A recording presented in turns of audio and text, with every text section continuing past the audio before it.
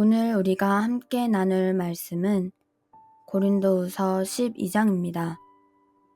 고린도후서 12장은 바울의 환상과 계시를 통한 자신의 약함을 자랑하는 것과 세 번째 고린도 교회 방문 계획에 대한 말씀입니다. 이제 각각의 내용을 살펴보겠습니다. 1절부터 10절입니다.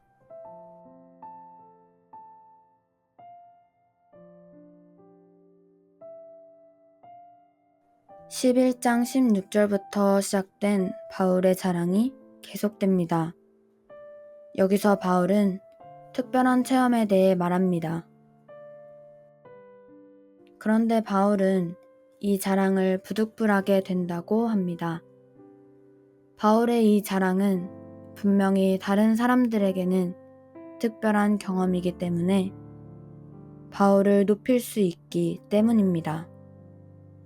하지만 지금 이 자랑을 해야 하는 이유가 있기에 바울이 부득불 자랑하게 됩니다. 그런데 바울의 자랑은 구체적이지 않습니다. 자신의 경험을 자랑하는 것이 목적이 아니기 때문입니다. 바울은 이를 통해서 자신이 약함을 드러내려고 한 것입니다.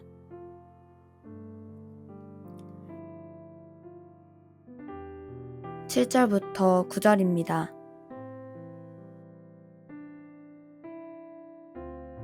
바울의 경험은 바울을 교만하게 만들기에 충분한 경험이었습니다. 하지만 하나님께서는 바울을 교만하지 않도록 하기 위해서 그에게 육체의 가시를 주셨습니다. 그것이 바울에게는 고통스러운 것이어서 3번이나 이것이 떠나가도록 간구했지만 주님께서는 그것이 바울에게 있는 것이 하나님의 능력이 머물 수 있는 하나님의 은혜임을 가르쳐 주셨습니다. 이것을 깨달은 바울은 자신이 약한 것을 기뻐해야 하는 이유인 것을 알게 되었고 이를 자랑하게 된 것입니다. 이제 바울은 세 번째 고린도 교회를 방문할 계획을 말합니다.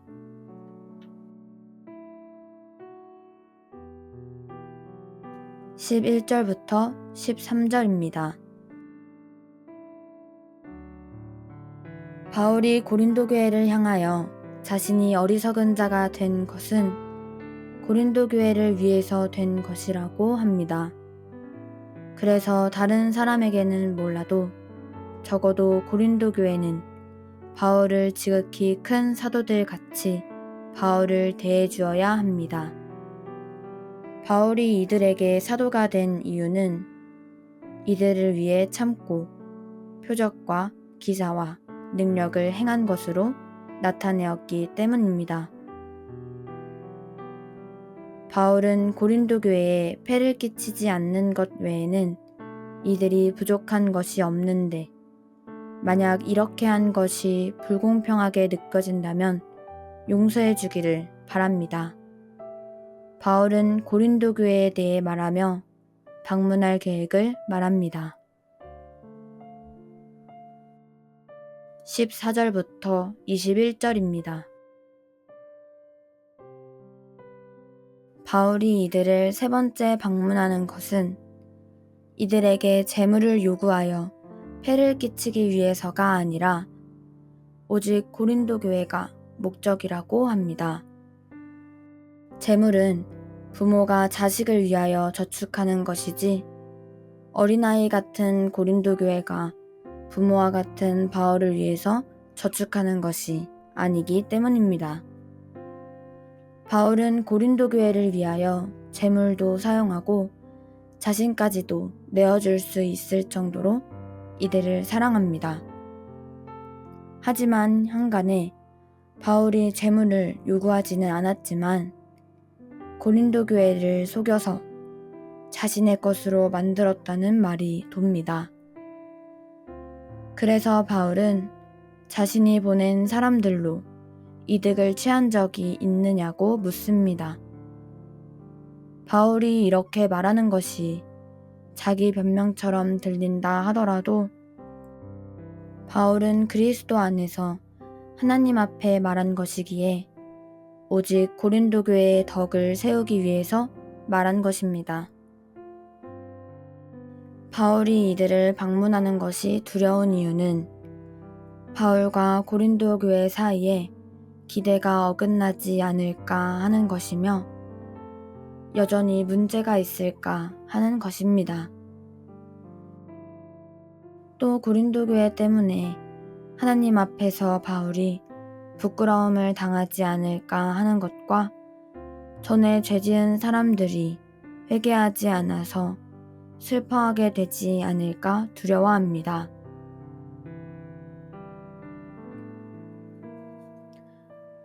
오늘 우리는 고린도후서 12장의 말씀을 통해서 자신의 약한 것이 자랑이 되는 것을 보았습니다. 사람들은 자신이 약한 것을 보이려 하지 않습니다.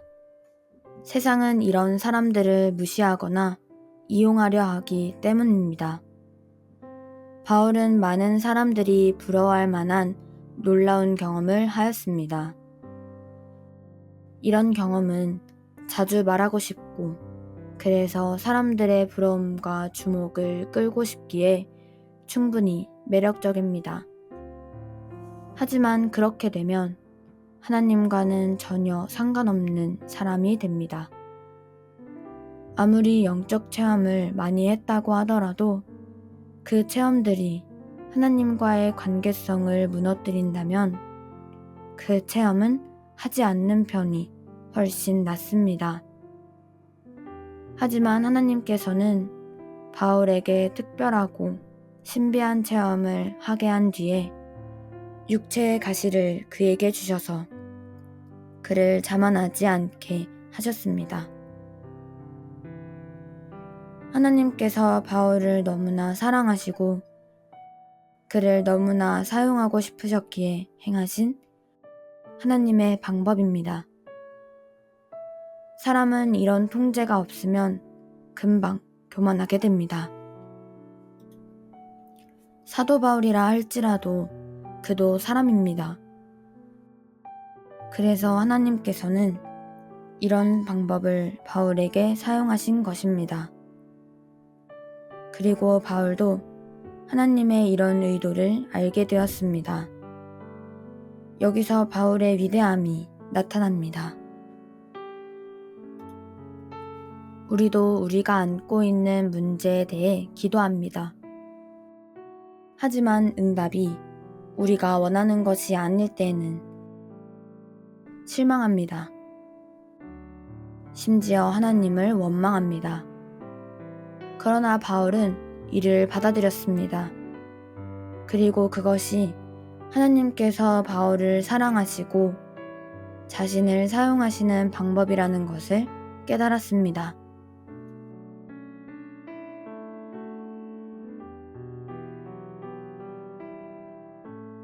오늘의 말씀 묵상을 위한 도움입니다.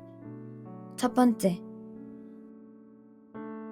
믿음의 사람에게는 모든 것이 하나님의 뜻을 이루기 위한 도구로 사용됩니다. 심지어는 나의 약한 것까지도 하나님께서 사용하십니다. 나의 약한 것들을 찾아봅시다. 그리고 이것들이 어떻게 하나님께서 사용하실 도구가 되는지를 생각해 봅시다. 두 번째입니다. 사람들은 자신의 약한 것들을 숨깁니다. 하지만 하나님 앞에서라면 정직하게 드러내시기를 바랍니다. 그리고 하나님께서 나의 약한 것들에 대해 어떻게 말씀하시는지 들어보시기 바랍니다. 고린도후서 12장의 말씀은 여기서 마치겠습니다.